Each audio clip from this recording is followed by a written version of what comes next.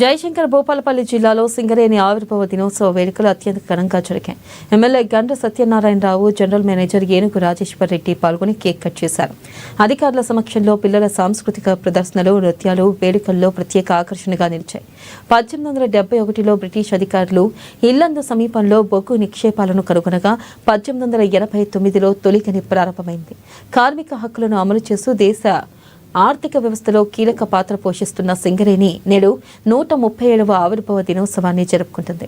1985లో ఇక్కడ అన్వేషణ ప్రారంభం కాగా 1988లో జూలై 15 అప్పటి ముఖ్యమంత్రి నందమూరి తారక రామారావు కాసింపల్లిలో మొదటి గనిని ప్రారంభించారు. దీనికి కాకతీయ 1వ గని అని పేరు పెట్టారు. ఏడాది భూపాలపల్లి ఏరియా 49 లక్షల టన్నుల బొగ్గు ఉత్పత్తి లక్ష్యాన్ని విజయవంతంగా సాధించింది. సుమారు 5,000 మందికి పైగా కార్మికులు ఇక్కడ విధులు నిర్వర్తిస్తున్నారు.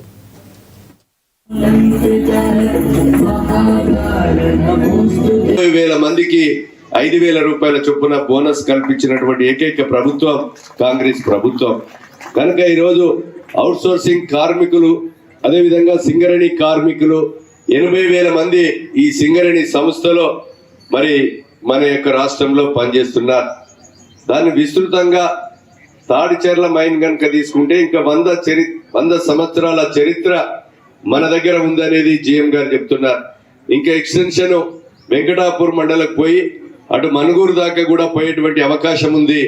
దాన్ని విస్తరింపజేసి ఇక్కడ స్థానికంగా నిరుద్యోగ యువతకు కూడా ఏదైతే స్కిల్ డెవలప్మెంట్ సెంటర్ పెట్టి వాళ్లకు 36 రకాల ట్రైనింగ్ ఇచ్చి ఆ సర్టిఫికెట్ను బట్టి ఉద్యోగ అవకాశాలకు ఏదైతే సింగరేణి సంస్థ కల్పిస్తుందో ఇక్కడ ఉన్నటువంటి నిరుద్యోగ యువత కూడా దాన్ని సద్వినియోగం చేసుకొని మరి హైదరాబాద్ పోతే ఒక 50,000 రూపాయలు అయితే 20,000 మందికి 5,000 రూపాయల చొప్పున బోనస్